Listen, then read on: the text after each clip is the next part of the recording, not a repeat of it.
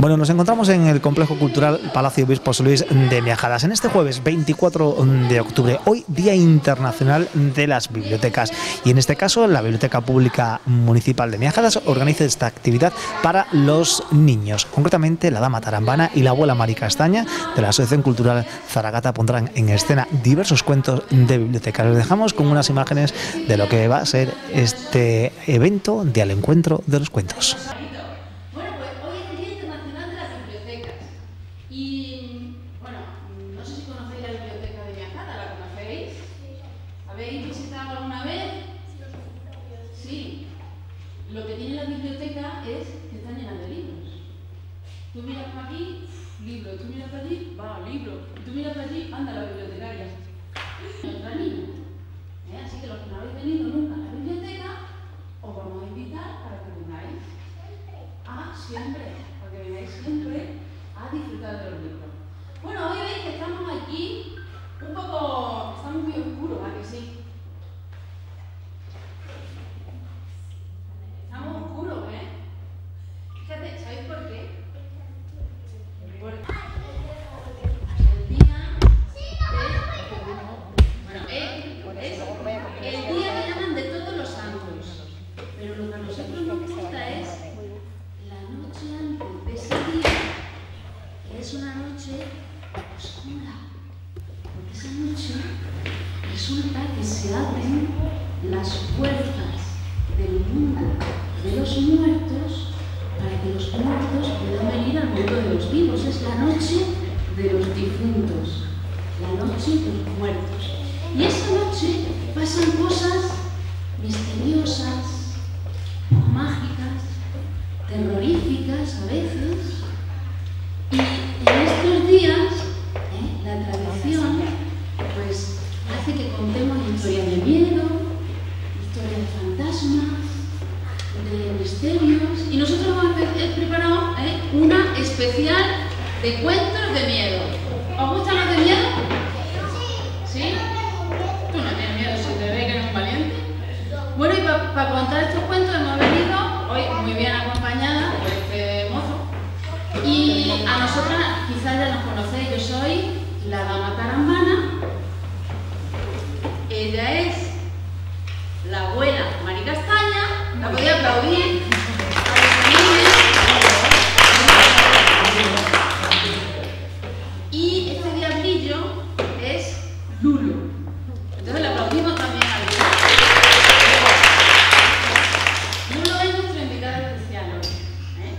Bueno, pues ¿vosotros sabéis entonces alguna cosa así de la noche de difuntos? ¿Quiénes salen esa noche? No sé si habéis oído hablar de la Santa Compaña. La Santa Compaña. La Santa Compaña es una procesión como la que hay en Semana Santa, que sale la gente con velas y así, pero los que van en esta procesión no son los vivos, son las almas en pena, es decir, que son los espíritus.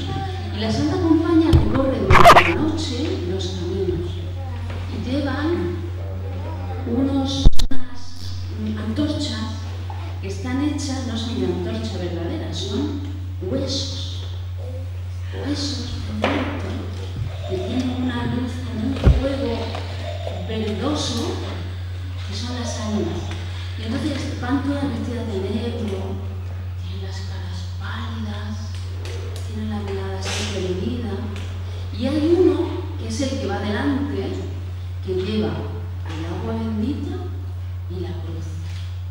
Y este es el que preside la procesión de la Santa Compañía. Y dicen que si algún incauto despistado se cruza con esta procesión, el que va presidiendo la procesión le coge, le da la cruz, le da la agua bendita y ya tiene que quedarse él a presidir la procesión hasta que encuentre a otro que le encasquete la cruz y la agua bendita. Porque mientras está condenado a presidir la procesión de las almas en pena. Bueno, pues estas cosas pasan sobre todo en zonas donde hay bosques, donde todavía hay mucha luz, así muchas luces, y en esos sitios hay que tener cuidado, ¿vale?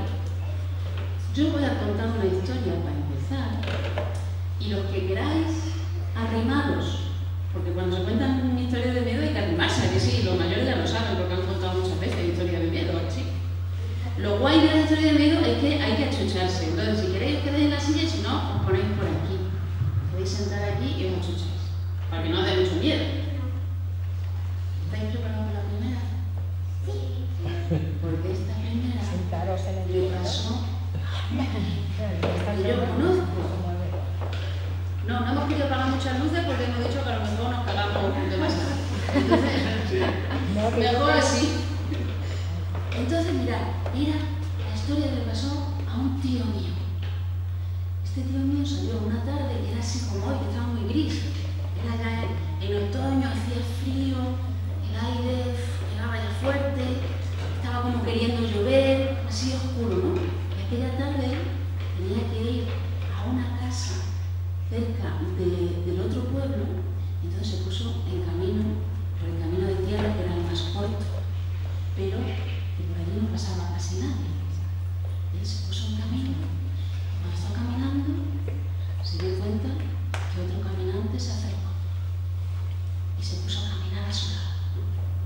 Y mi tío miró al caminante. Y el caminante miró a mi tío. Y a mi tío le dio miedo el caminante. Y al caminante le daba miedo a mi tío.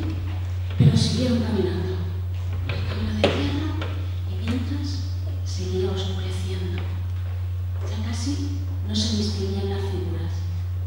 Entonces mi tío volvió a mirar al caminante y le dio un poco más de miedo al caminante, y el caminante miró a mi tío y le empezaba a dar más miedo a mi tío, pero entonces siguieron andando un poco más ligeros y ya la noche se echó encima y el viento en los árboles, porque habían entrado en el bosque, empezaba a sonar.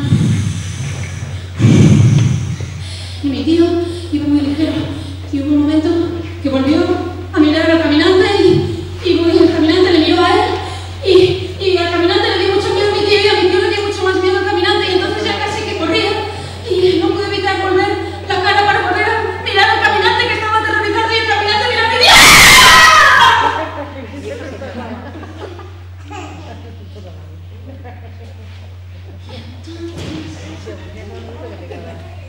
Mi tío se quedó, que no se lo podía creer, porque ese caminante que le había estado mirando durante todo el rato, de pronto había desaparecido. Y dicen que desde aquel día nadie se atreve a caminar por aquel camino de tierra, porque dicen que por allí vive el caminante fantasma. Y color y colorado, este cuento se ha acabado.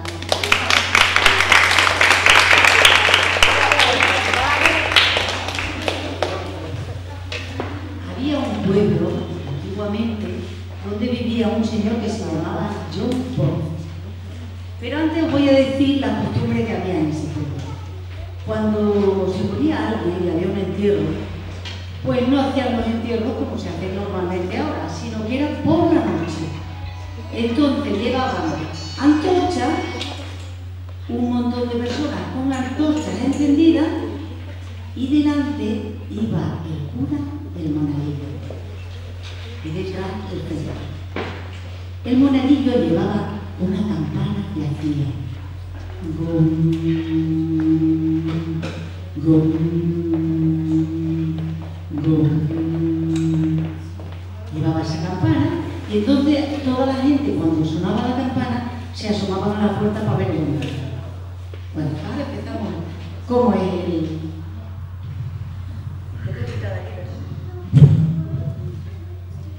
Entonces, el señor Paul vivía en ese pueblo y su casa estaba, que la parte de delante daba a una calle, pero la parte de atrás daba al cementerio. Su ventana del dormitorio veía el cementerio.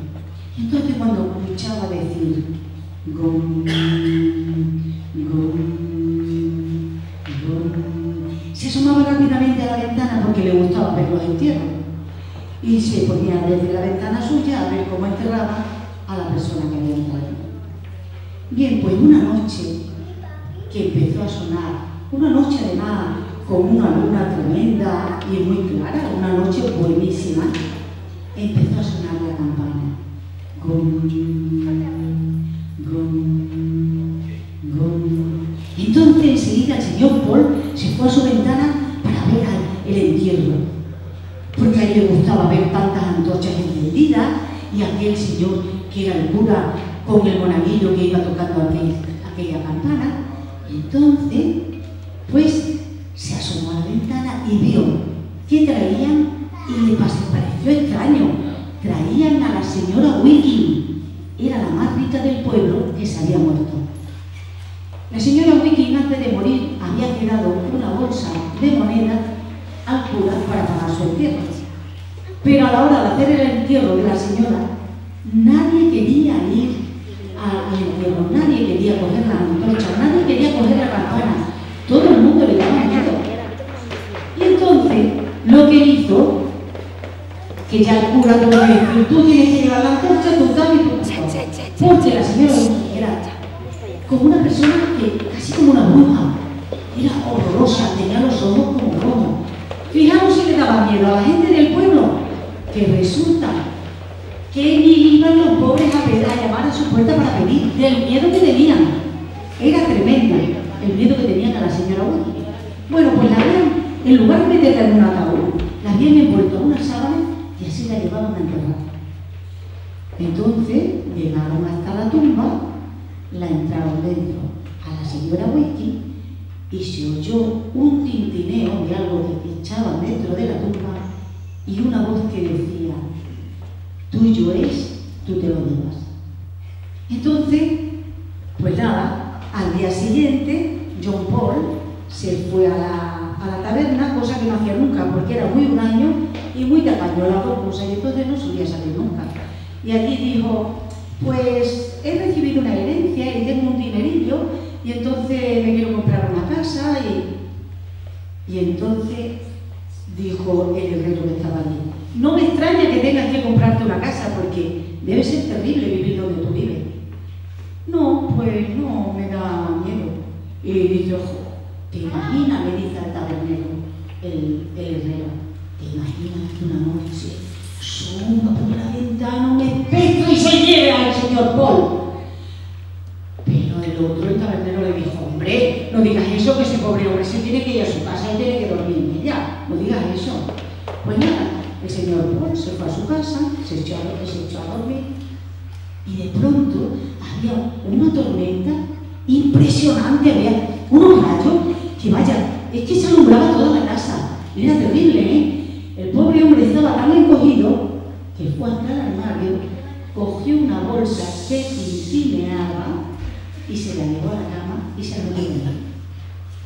Se metió en la cama, se tapó todo lo que pudo y de pronto oyó algo, se asomó a la ventana y ¿sabéis qué vio? Algo que salía de la tumba de la señora Wicking. Y se asustó tanto que se volvió a la cama, se ocupó y se ocupó todo lo que pudo, pero oyó que algo subía, estaba trepando por la pared hasta su ventana. Sonaba los arañazos de alguien que subía. Él, cada vez con más miedo, tiritaba, se asustaba allí metido. ¿Dónde lo has escondido?, le dijo el espectro de la señora Wicking. ¡Ay! No decía nada, solo arropaba. La pobre señora Wicking no se sostenía y miraba debajo de la silla, en el armario, y no encontraba nada.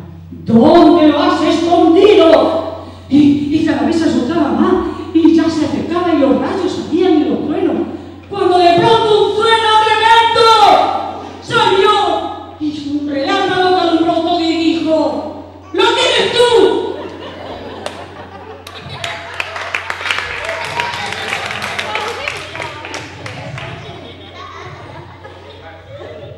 Hola, ¿se escucha sin micro? Sí, vale. Es que no me gustan los micros porque grito mucho y siempre me riñen los técnicos cuando los micros. Sí, es porque los micros es muy caro, entonces intento no utilizar micro a no ser que sea estrictamente necesario, ¿vale? Bueno, voy a contar una historia que no es un cuento porque pasó de verdad. Y ahora veréis dónde pasó exactamente, a ver si conocéis el lugar donde pasó la historia, ¿vale? Vosotros sabéis que yo trabajo, aparte de contar cuentos de vez en cuando, que me gusta, que gracias por haberme invitado, trabajo en un circo, ¿vale? Trabajo en un circo y conozco a mucha gente que trabaja en otros circos. Porque como trabajo en un circo, conozco a otros circos y a la gente que trabaja en otros circos. Y en los circos, ¿qué hay en los circos? A ver, elefantes, que cada vez queremos que haya menos, ¿vale? Pero elefantes. ¿Qué más? Payasos. Magos.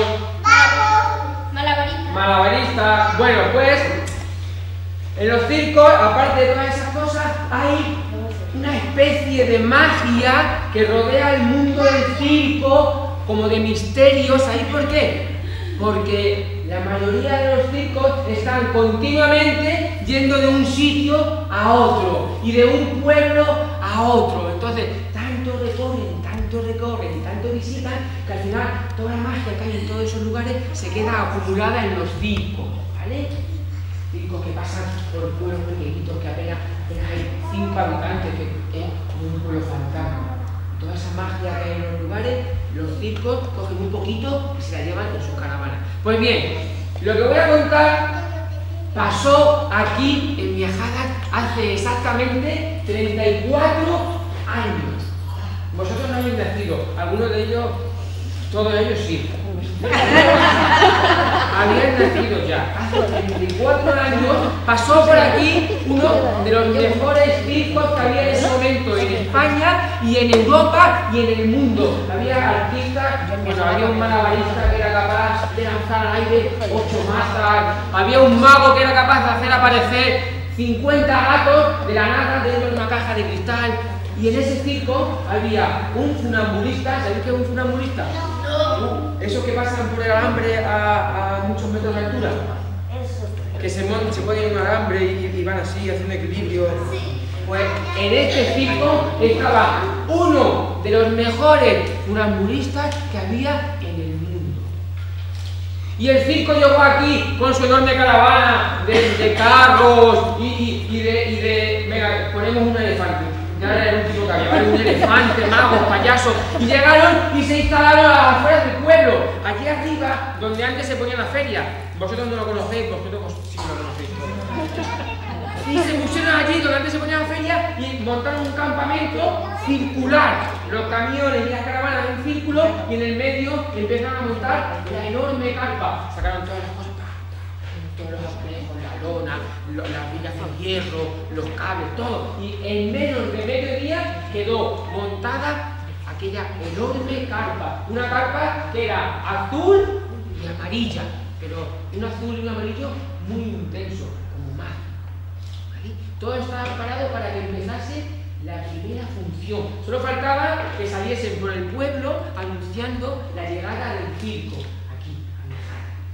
Salieron fueron a los colegios anunciando que el circo empezaría esa misma tarde a las 7, la primera función. La gente, a sus hijos, a sus abuelos, a sus padres, a sus familias, y fueron todos para el circo. Se quedaron en la grada y el circo comenzó. El jefe de pista salió, el payaso, luego el elefante me salió, pero todo el mundo estaba esperando a que saliese el mejor o uno de los mejores funambulistas que había en España, en Europa e incluso en el mundo.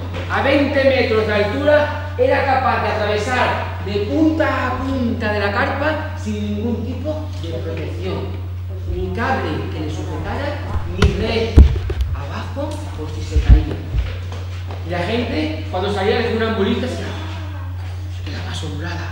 Había asombrado. Y el funambulista ponía el pie en el cable y la gente cerraba la boca. No, cerraba la boca.